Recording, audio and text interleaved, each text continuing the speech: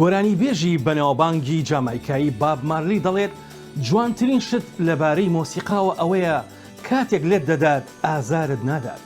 لە واشنگتن دیسیەوە سڵاوی ستافی زایاڵی داهێنانتان لێبێت.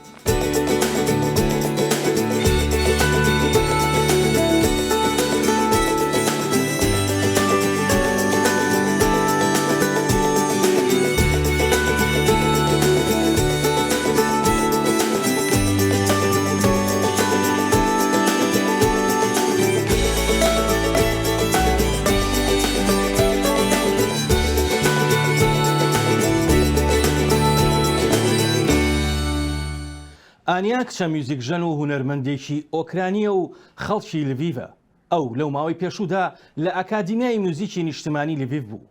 زۆر نیگەرانە لەو شەڕ و کوشتارەی هێرشە داگیرکاریەکانی رووسیا بۆ شار و وڵاتەکەی. ئەو گوزارشت لە ئازارەکانی دەکات لە ڕێی مۆسیقاوە. ئانیا ناکۆنچە ناوبەناو لە ئۆکرانیا ژیاوە، بەم دواییانە وەک قوتابی ئۆپرا لە ئەکادمیای نەتەوەی مۆسیقی لڤیڤ دەیخوێند.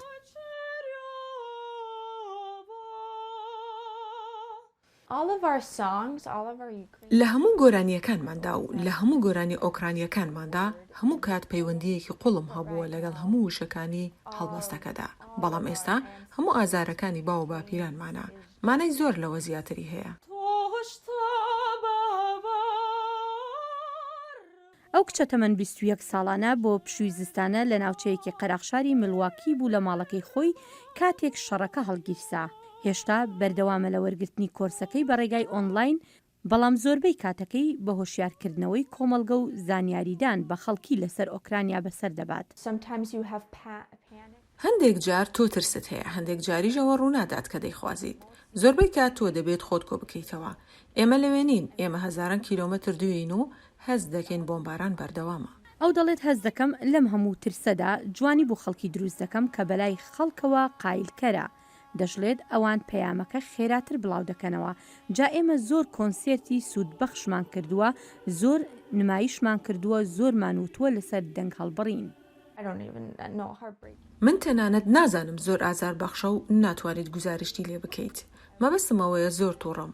من زۆر نیگەرانم. دەزانی بۆچی؟ ئێگەر من بم چی دەبێت؟ ئەمە هەمووی لەبەر ئەوەیە کە من ئۆکرانیم، چونکە ئێمە لەو دۆخەداین. ئەمە ئەو شتەیە کە ئێمە بە یەکگرتووی دەمانەوێت بیکەین. ئەوان دەیانەوێت ئێمە لەناو بەرن. هاوڕێکانی لە ئۆکرانیا ڤیدیۆکانی ئەوی بۆ دەنێرن و ئەویش دەڵێت ئەمە هەندێک جار کاریگەری زۆرە. بەشێکی زۆری خێزانەکەی ئانیاش هێشتا لە ئۆکرانیان، ئەمە جگە لە هاوڕێ و مامۆستاکانی کە زۆر نیگەرانی هەمووانە.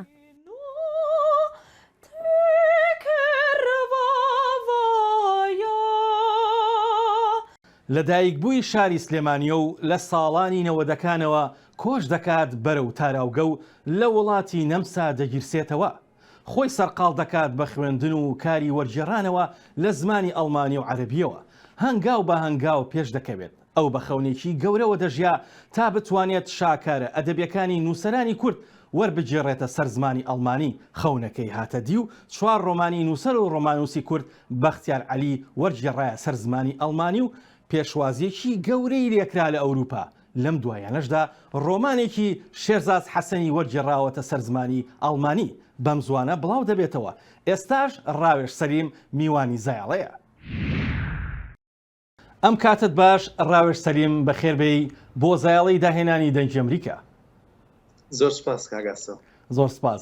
خۆشحاڵ بووم دوای ڕەنگە 15 ساڵ زیاتر بێ، زیاتریش یەکترمان بینیەوە لەم شاشەیەوە. زۆر خۆشحاڵ بووم بە حەقەت و زیاتر خۆشحاڵم بە ئیشەکانت، زیاتر خۆشحاڵم بەو کارە جوانانەی کە کردوتە، بە تایبەتی 4 لە ڕۆمانە هەرە جوانەکانی بەختیار عەلی تەرجەمە کردو. ئێستاش کار لەسەر یان تەواوتان کردووە ئەوەی کاک شێرزاد حەسەن.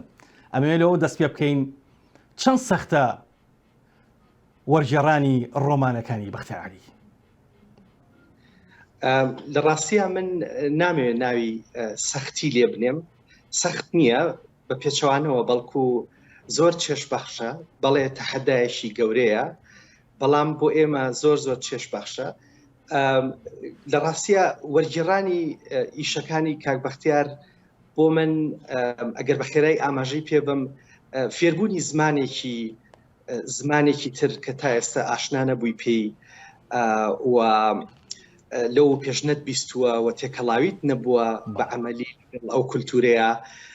ئەم وەرگێڕانە وای لێ کردم جۆرە ئیزدیواجێتێک دروستە بێ لە ناو خۆتە، یعنی هەستەکەی کە بە زمانێکی تر قساکەی یاخود تێکەڵاوی کولتوریکی ترەبی بەهۆی پیشەکەتەوە یا بەهۆی هەر شتێکی ترەوە بوو سیرەکەی وزەیەکی زۆری ئەوێ جۆرێک لە ئیزدیواجێتێک دروستە بێ. تۆ لەلایەکەوە مەسەلەن بە زمانی ئەڵمانی قساکەی لەلایەکی تریشەوە بە کوردی زۆر جار ئەگەڕێیتەوە بۆ ناو هاوڕێیانی کورد و ئەگەڕێیتەوە بۆ ناو خێزانەکەت هەست بە ئیسراحەتێکەکەی. یعنی ئەوەی کە چێژبەخشە لە وەرگێڕانی ئیشی ئەدەبیە بەگشتی نەک هەری کاک بەختیار ئەو لەحزەیە بۆ من زۆر گرنگە لە کاتێک کە تەرجمەکە تەواوە بێ و ئێمە خۆتەزانی بە دوو کەسەوە ئیشەکەین. یەکێک ناغانەی کە پێی ئەگەین ئەوەیە کە تەرجمەکە تەواوە بێ خاتوو وتەکەنتێرەلانگ بە زمانی ئەڵمانی ئەخوێنێتەوە، من لە هەمان کاتە بە کوردیەکە سەیریەکەم بۆی کۆنتترۆلی بکەین لەویا جۆرە ئاشبوونەوەیەک دروستە بێ. سەیرە من ناوێنم ئاشبوونەوە لە نێوان ئەو دوو زمانەیە لەحزەیەکی زۆر خۆشە. لەو باوەڕیان من بە شخصی زۆر جار خێرا ئەمێ وەرگێڕانەکە تەواو بێ بۆی بگەم بەو لەحزەیە. بەڵێ هەڵبەت سەختی توانم بڵێم ئەوەی کە زۆر تەحەدایە بۆ ئێمە گەیاندنی ئەو تۆنە، گەیاندنی مێلۆدی بەختیار عەلی، گەیاندنی ئەو ستایلی کە بەکارێ هێنێ چۆن لە زمانی مەبەستیشە دەنگ باتەوە. ئەمە بۆ ئێمە زۆر گرنگە بێ زۆر ئیشی تیا بکرێ، زۆر لەگەڵ ئەو خانمەیە ئیشی تیا بکەین، مناقەشەیەکەین ئایا ئەو هەستەی کە لای من دروستە بێ یاخود ئەو وێنەی کە لای من دروست بووە هەمان ئەو وێنێژ لای ئەو دروستە بێ. ئەگە بڵێ نە ئەوە کەواتە ئیشکالی تیا تەرجمەکە بێ جارێکی تر ئیشی تیا بکەینەوە. بەڵام لە دوای گێڕانی چەند ڕۆمانێک ئەویش ئێستا لە تۆنی کاک بەختیار تێگەشتووە و کارەکانمان ئاسانتر ئەڕوا بڕێوە. ڕاتکێشان بۆ پرسیارێکی زۆر گرنگ ئەو تۆنەی یان ئەو دنیابینی یان ئەو ڕوانینەی بەختیار عەلی بە حەقەت ڕوانینێکە زۆر جیاوازترە لە ڕۆمان نووسەکان و چیرۆک نووسەکانی پێشخۆی و شێوازێکی تازەی داهێنا لە گێڕانەوەی چیرۆکەکان لە دنیابینی و خەیاڵسازی و ئیش لە فەنتازیایە. ئەمە بە دنیابینێکی کوردانە، بە دنیابینێکی ڕۆژهەڵاتیانە.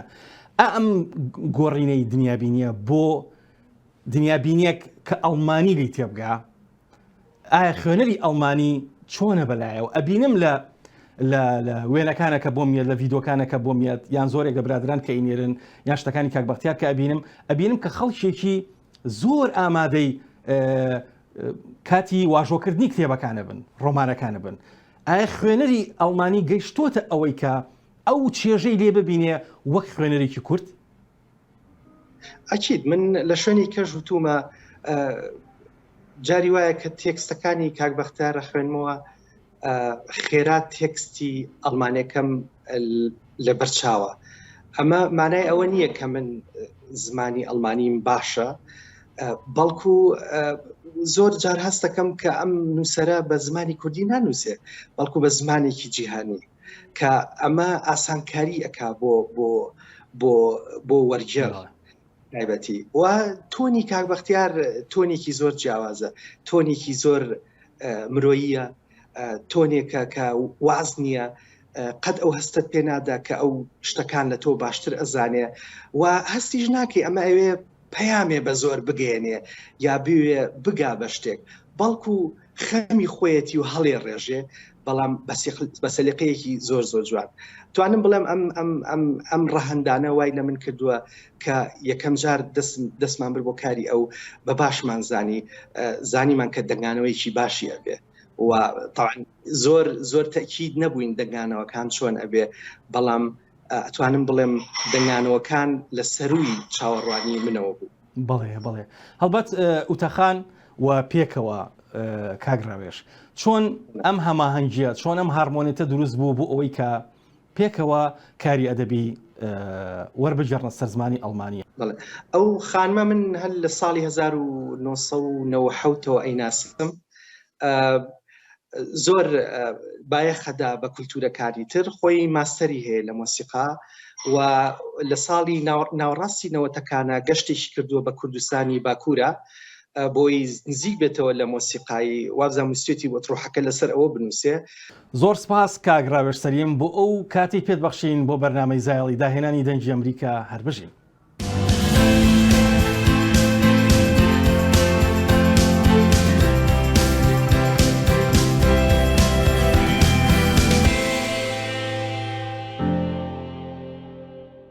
بێنە پێشچاوی خۆت ئەگەر لە سەرەتای شارستانیەتەوە کامێرە هەبوایە و وێنە و دیمەنەکانی فۆتۆ بکردایە، ئایا ڕوانینی ئێستای ئێمە بۆ مێژوو چۆن دەبوو؟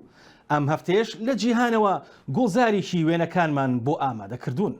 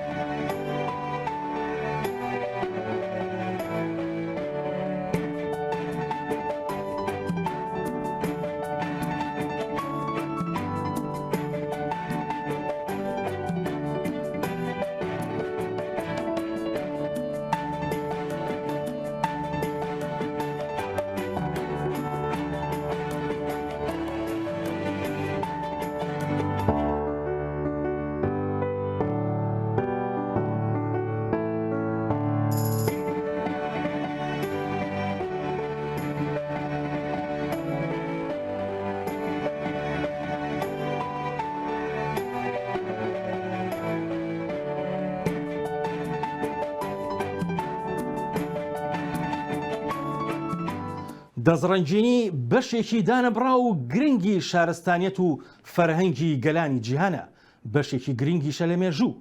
لە فیستیڤاڵی هەڵەبجەدا بۆ یەکەم جار خانمانی شارە کوردنشینەکانی ئێران و هەڵەبجە و هەورامان کۆ دەکاتەوە. خانمانی بەشدار دڵخۆشن بەم هەنگاوە شارستانیە. پێشەنگای بازرگانی نێودەوڵەتی کاری دەستیە لە هەڵەبجە. گروپی ماڵی ئینسان و خۆیان دەڵێن لە گەڕەکە پەراوێزخراوەکانی مەریوانەوە هاتوون. ئەوان وە خۆیان دەڵێن بێ بەرامبەر ژنانی مەریوان فێری دەزڕەنگینی دەکەن و بەرهەمەکانیشیان دێنن دەیان فرۆشن.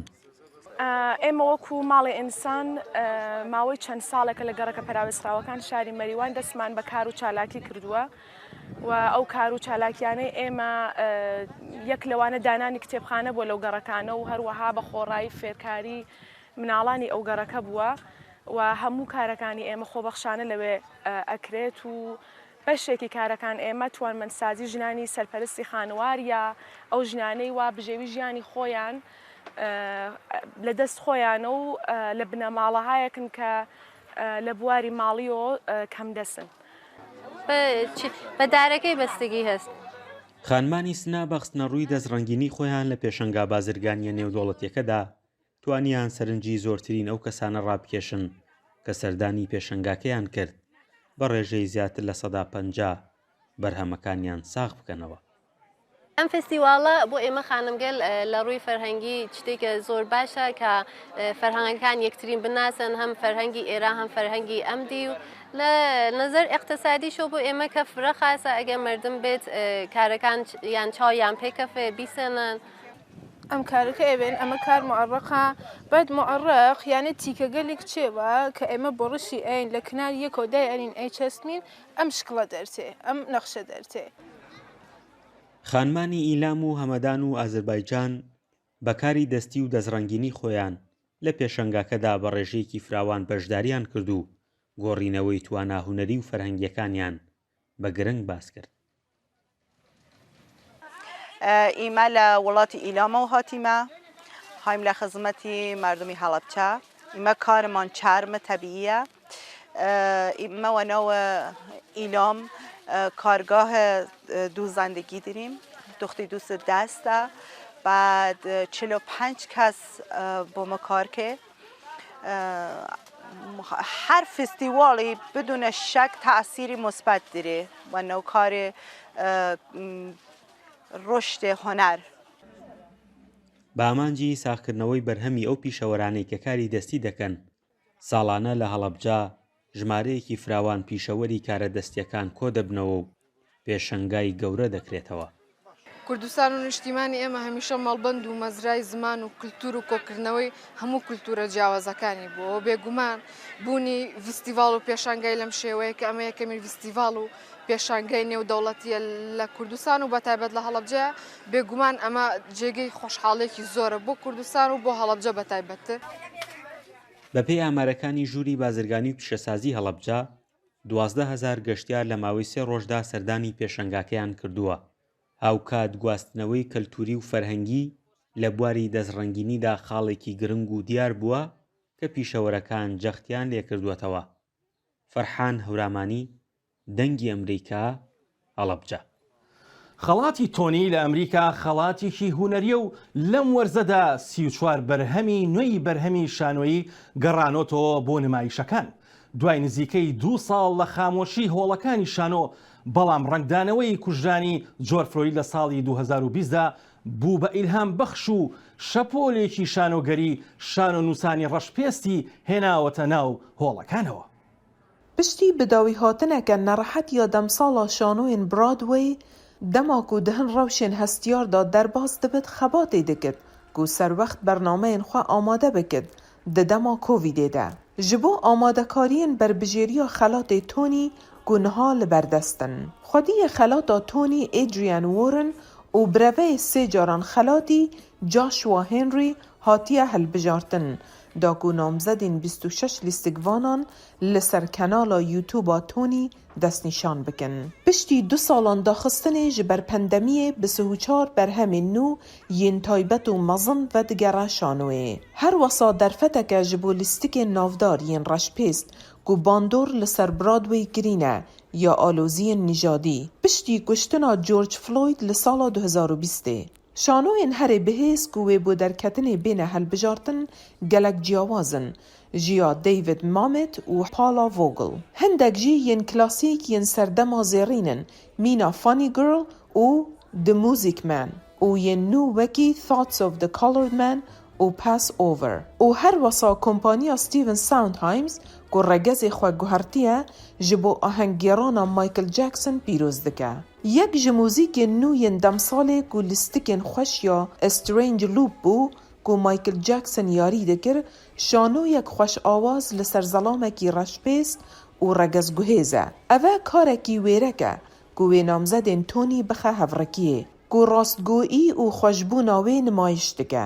Lê dibe ji bo bazirganîkirina wê li derveyê New York nîgeran be. Ku derfetê dide hevrikên pêşeng yên mûzîkên nû Mina Six, ku ramanek feministî heye derbareyî 6 jinên Henriyê Heştê Brîtanyayê. Her wesa Girl from the North Country ku stranên Bob Dylan tê de bikartên, ku çîroka serdema xemokiyê li rojavaya navîn vedigêre. Ji ber Covid-19 dema amadebûna bernameyan bo sala 2020 û 22 û nexweşketina hindek karmendên wan bi Covid-19 hate paşxistin. Xelatên Tony dê li 12 meha 6 li Radio City Music Hall bêne li darxistin. Rêwresma xelatan dê bi awayekî zîndî li ser kenala CBS û Paramount bêne weşandin. û stêrka filîman Ariana Dibas wê mihvandariya wê bike. Amadekarên semînara Tony ya îsal gotine beşdarbûyan ku siyasetek tund dijî tundutîjiyê hene. Ev jî peyamek zelal bû piştî ekterê navdar Will Smith li ser sehna Oscarê ekterê komedî Chris Rock da ber şeqan. تەنها فیلمی سینەمایی دکتۆر سترێنجەر 185 ملیۆن دۆلار فرۆشی بووە کە بەرهەمێکی واڵدیزنیە. وەرزی بەهارەی فیلمە سینەمایەکانی ئەمریکا و کەنەدا و وڵاتانی جیهانیش بە کۆمەڵێک بەرهەمی سینەمایی ناوازە دەستی پێکردەوە. فیلمی سینەمایی بە سەرەتایەکی گەورەوە دەست پێ دەکات و سپاسگوزاری بۆ فیلمی بلاکباستەر دکتۆر سترێنجەر. کۆمپانیای واڵدیزنی ڕۆژی یەکشەمە ڕایگەیان کە 185 ملیۆن دۆلاری لە فرۆشتنی بلیت لە یەک هەفتەدا لە سینەماکانی ئەمریکا و کەنەدا بەرهەم هێناوە. فرۆشتنی ئەوان زیاتر بووە لە فیلمی باتمان کە 135 ملیۆن دۆلار بووە. هەروەها لە ئاستی جیهانیشدا سپایدەرمان توانیوێتی 260 ملیۆن دۆلار بەدەست بهێنێ. فیلمی دکتۆر سترنجر لە ئاستی نێودەوڵەتیدا لە ڕۆژی چوارشەمەوە مەزەندە دەکرێت 265 میلیۆن دلار دروست بکە لە کاتێکدا فیلمی دکتۆر سترنجری دوو پێشتر 450 میلیۆن دلاری دروست کردبوو. یونیڤەرساڵ و دریموەرگ لە فیلمی ئەنیمەیشنی پیاوە خراپەکە لە کۆتایی هەفتەی سێهەمدا 9.8 میلیۆن دلار فرۆشی هەبووە و ئەمەش لە کاتێکدایە کە سۆنیک 6.2 میلیۆن دلار فرۆشی هەبووە.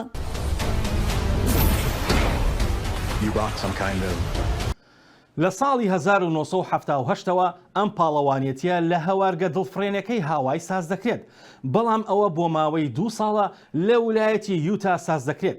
ئەم پاڵەوانێتیە ڕاکردن و مەلە و بڕینی شوێنە سەختەکانە. زیاتر لە 2800 وەرزشوان بەشداریان لەم پاڵەوانێتیەدا کردووە.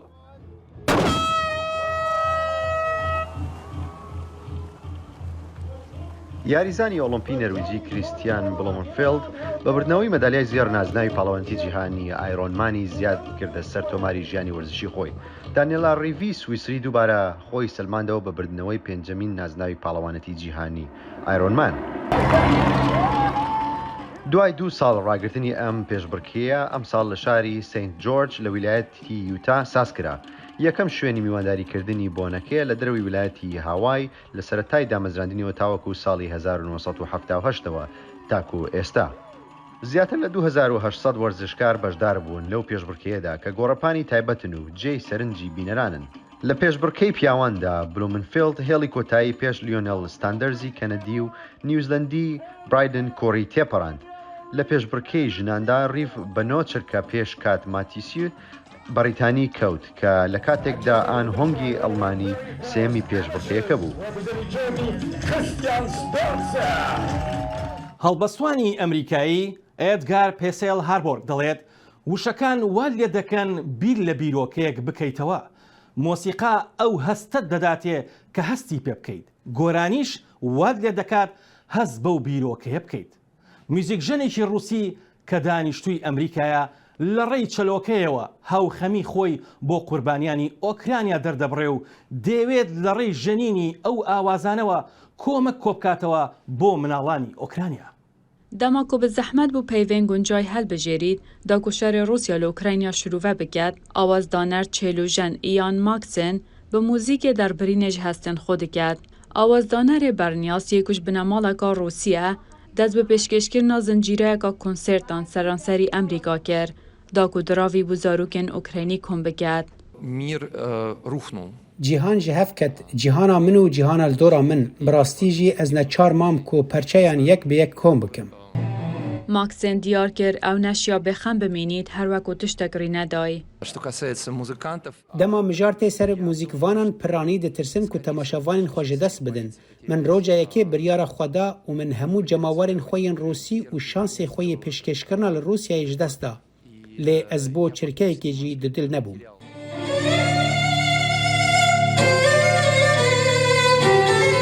ئەو پارەیان ji konsertên Maksim peyda dibin, raz dibû navendên Ukrayna çend.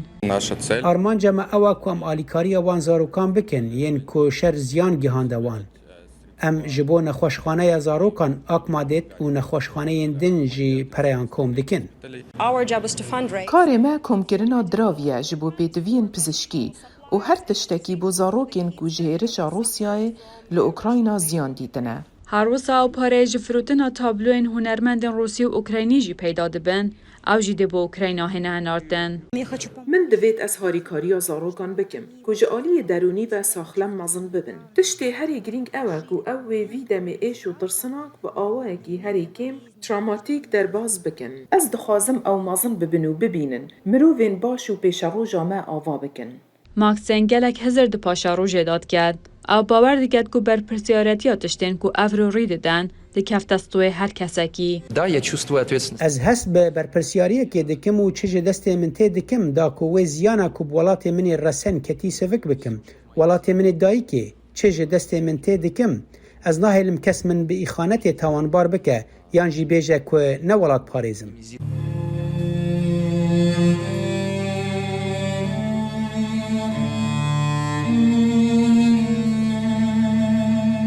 هەڵپەرچەی کۆزۆڤیەکان زۆر نزیکە لە هەڵپەرچێ و دیلانی کوردیەوە. بە بۆنەی کۆتایی وەرزی زستانەوە و هاتنی بەهارەوە ساڵانە کۆزۆڤەکان ئاهەنگێکی قەشەنگ ساز دەکەن. خەڵکەکە لە گوندی ڤلاسکۆ لە ڕۆژەهێنیدا کۆبوونەوە و هەڵپەڕکیان دەکرد و موزیکیان دەژەنی کاتێک بەشداری ئاهەنگی نارێتیان دەکرد وەکو هێمایەک لە گواستنەوە لە زستانەوە بۆ بەهار. ئەمە هەنگانە هەموو ساڵێک لە هەمان کاتدا لەلایەن گۆرانیەکان کە گروپێکی مسلمانی سلاڤین لە ناوچەیەکی نێوان کۆسەڤۆ، ئەلبانیا و مەکەدۆنیای باکوور کە بە ناوچەی گۆران ناسراوە نێشتەجین و ئەنجام دەدرێن. بۆنەکە کە هەڵپەڕکێ و گۆرانی چڕین و یەکتر ناسین و تێکەڵاوبوونە لە گوندی ڤلاسکۆی سەر بە دراگەش بەڕێوە دەچێت بۆ ئەوەی بنەوەی نوێ ئاشنابن. ڕۆژهێنی هەڵپەڕێکی نەریتی و فۆڵکۆری لەلایەن کچ و کوڕێکەوە بەڕێوە دەچوو کە لە گۆڕا یەکتریان ناسی و بریارە هاوسەرگیری بکەن.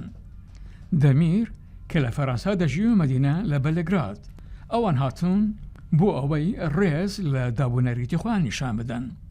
دەمیر دەڵێ من هاتووم چونکە ئەمە نەریتێکە کە ئێمە لە دەرەوەی وڵات دەژیان بۆمان زۆر گرنگە. بۆیە هاتووم چونکە بارێکی باوە و بێجۆدانە ئەوەی لەکوێ دەژین بۆ ئەم بۆنەیە لێرە کۆ دەبینەوە کە زۆر گرنگە بۆمان.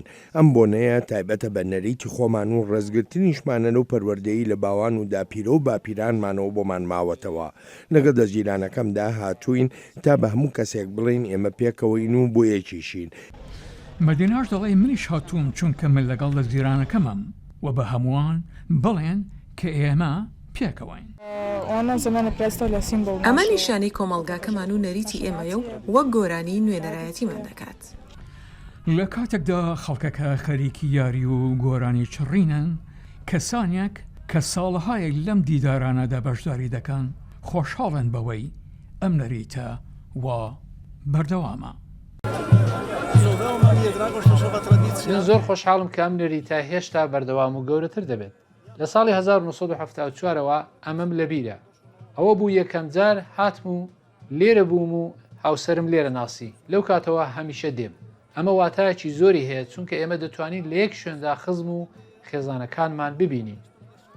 چیرۆکنووس و نووسەری ئەمریکایی بەڕەچەڵک لوبنانی جوبران خەلیل جوبران دەڵێت ئەگەر کەسێکت خۆشویست ڕێی بدە با بڕوات. ئەگەر گەڕایەوە بۆلات ئەوە خۆشەویستی تۆیە. ئەگەر نەگەڕایەوە هەرگیز نابێت بە خۆشەویستی تۆ. تا زایڵەیەکی دیکە و جوانی و خەمێکی دیکەی جیهان ماڵەوە.